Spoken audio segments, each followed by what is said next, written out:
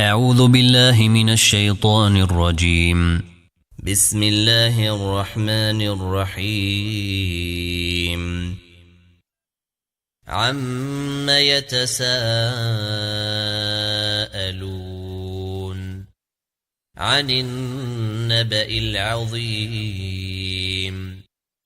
الذي هم فيه مختلفون كلا سيعلمون ثم كلا سيعلمون ألم نجعل الأرض مهادا والجبال أوتادا وخلقناكم أزواجا وجعلنا نومكم سباتا وجعلنا الليل لباسا وجعلنا النهار معاشا وبنينا فوقكم سبعا شدادا وجعلنا سراجا وهاجا وأنزلنا من المعصرات ماء ثجاجا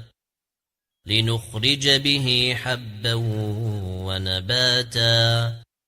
وجنات ألفافا إن يوم الفصل كان ميقاتا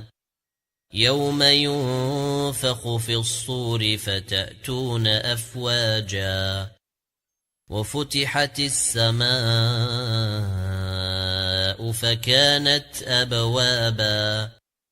وسيرت الجبال فكانت سرابا إن جهنم كانت مرصادا للطاغين مآبا لابثين فيها أحقابا لا يذوقون فيها بردا ولا شرابا إلا حميما وغساقا جزاء وفاقا إنهم كانوا لا يرجون حسابا وكذبوا بآياتنا كذابا وكل شيء أحصيناه كتابا فذوقوا فلن نزيدكم إلا عذابا إن للمتقين مفازا حدائق وأعنابا وكواعب أترابا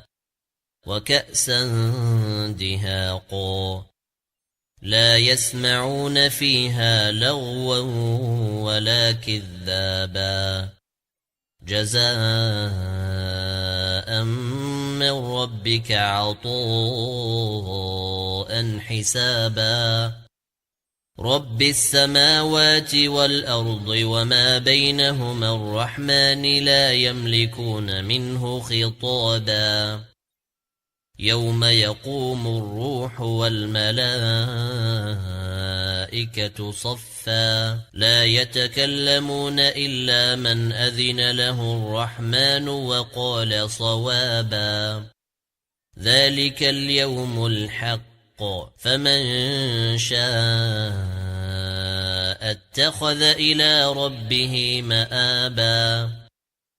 إنا أنذرناكم عذابا قريبا